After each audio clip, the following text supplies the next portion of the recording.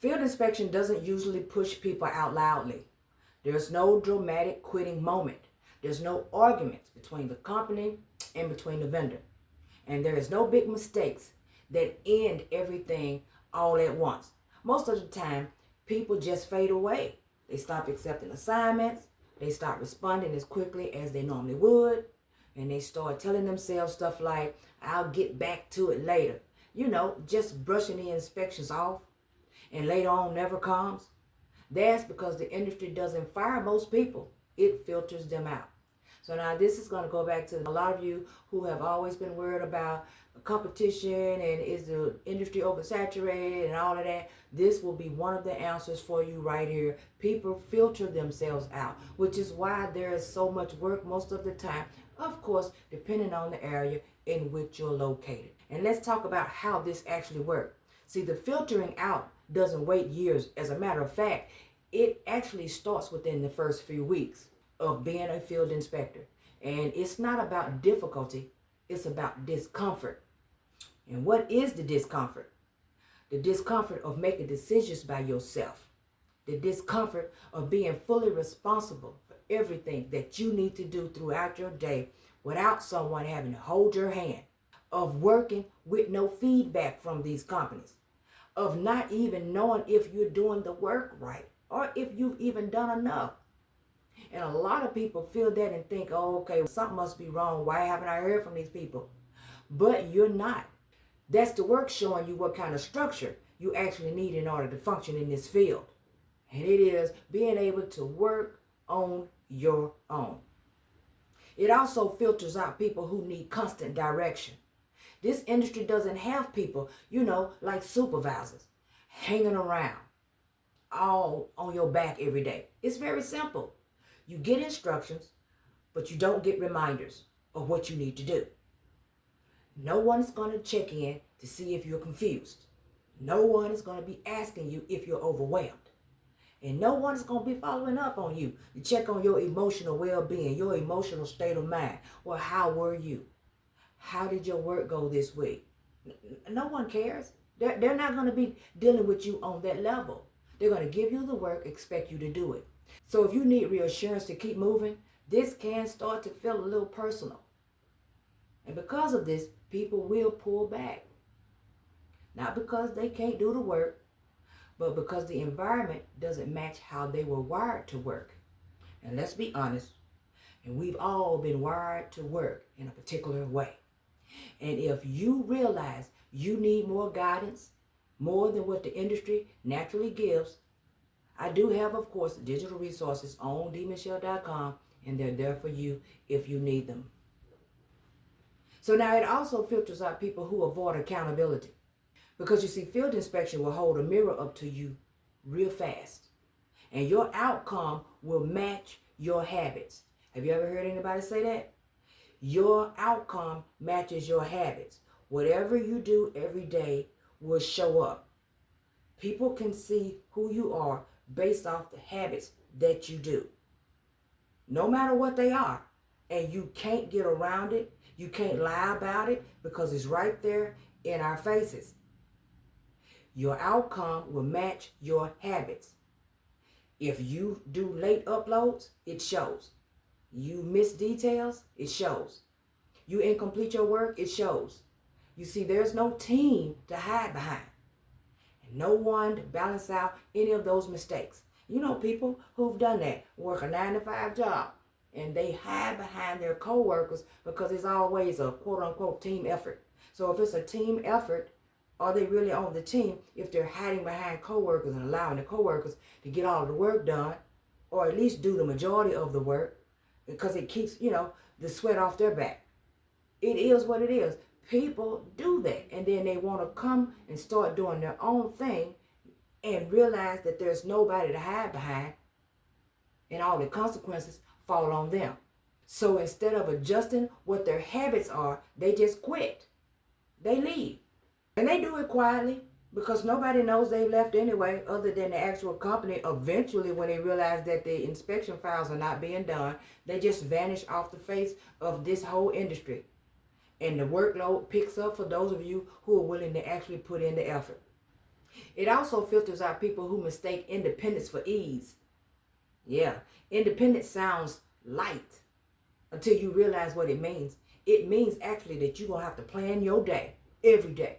You're going to have to manage your own energy every day. You're going to have to be worrying about fixing your own errors, taking care of all of the things that nobody is there for you at all. It all falls on you. And being able to stay disciplined without any supervision hanging over your back. This is where people who rely on structure created by others, this is where they start to feel exposed because they're not used to being able to just do what they want to do. But in reality, what it means is to be doing what you need to do without being told to do it. The work doesn't overwhelm them.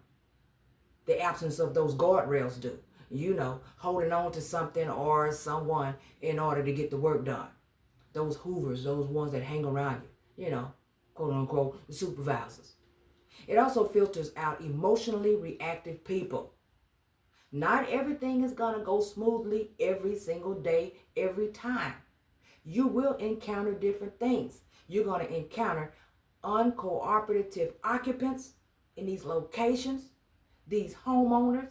You're going to encounter people who don't want to be bothered with you from the very first time you get on the phone and contact them. You are going to have unclear access to locations, which, look, can be a severe headache when you get there and you've traveled to a spot and you can't even get in. You're going to have to deal with all of those different types of things. You are going to deal with unexpected conditions. So let's talk about those, okay? Trees hanging off the edge of the buildings, off the edge of the house. You get somewhere and it's been raining. And that rain, maybe it's done stopped. Maybe it's not raining anymore. Maybe you didn't leave in the rain. Nobody's making you work in those conditions. But eventually you have to get out. There's water puddles and mud puddles all around houses and attics that you didn't know you had to go in, and they don't have a light in it. And even if you bring a flashlight before somebody says it, you still can't see. You don't know what to expect down there. You don't know these people. You're going to have to deal with unexpected conditions, and that is a fact. And we're going to talk about these revisions that feel nitpicky, you know, when they return your work to you. All right. Because when they was returning mine, I used to say stuff like, you sending this back to me for what? Could you have done it?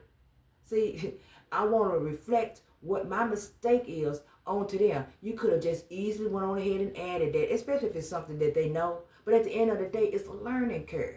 You learn to do your work so it don't have to come back to you. And that's just what it is. This job also requires you to be emotionally neutral. Now that means that if everything feels personal, exhausting, or unfair to you, this work will slowly become heavy to you. And some people decide it's not worth that mental friction. So they stop.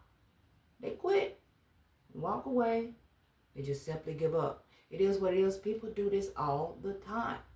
They come in thinking they're ready, and then they just walk away. And they come up with all types of excuses. I wasn't getting enough work. Well, maybe you didn't sign up for enough companies.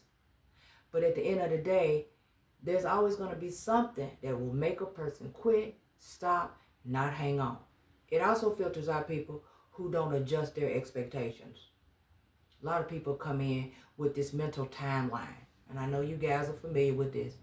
I should feel more confident by now. I should be making more money by now. I should be doing more by now. This should feel easier by now. Well, guess what? The field inspection industry, it's not in a rush to make you feel comfortable at all. So if you resist the learning curve, instead of settling into it, frustration can start to build, of course. And after all of that, after it actually starts, you are now disengaged from the job 100%. So what are you going to do? What are you going to do? You are going to have to go through the learning phase. You're going to hit these rock bottom times. You're going to run across these times where the workload is not thick. All of this. See, that's one of the issues too. People get into this with the assumption that it's going to actually just be structured the same way a 9 to 5 job is. You put your clothes on every day, you get dressed, you go to work, you clock in, 8 o'clock, whatever time, 9 o'clock, and then you punch out 4:30, 5 o'clock every single day. I'm getting paid for a certain amount of hours, certain amount of time every day, every week. I know exactly how much money I'm going to make every day, every week, and that's what they're expecting to get out of being an entrepreneur. Come on now, get out of here. It don't work like that. Sometimes you will run across times where things can actually slow down. It's nothing like a 9 to 5. It's not structured to be that way, and we should not look at it and hope that it is. The key thing is to understand that people who stay in this aren't necessarily tougher. They're just less interpretive. Okay? That means they don't overanalyze the silence from the companies. They don't personalize corrections from the company. It ain't nothing personal, okay? And they don't expect the work to validate them at all. They treat it like what it is, a responsibility-based role with, of course, delayed feedback. So once you understand that, the filtering stops feeling like rejection. It starts to feel like alignment. And this is what it is, and I'm cool with that. Can you say that you're cool with that? So the field inspection doesn't kick people out. So now we got that clear. It don't kick people out. It lets you decide whether you want to keep operating at this level of self-management. Are you able to actually do that? And most people make that decision without even saying it out loud. They don't have to. So if you're still here right now watching this video, if you're paying attention to what I'm saying and you're adjusting, you are already past that point. And good for you. Thank you guys so much for watching. You guys know what to do. Like, subscribe, turn on the notification bell. I'll be bringing you back something later. Enjoy the rest of your day.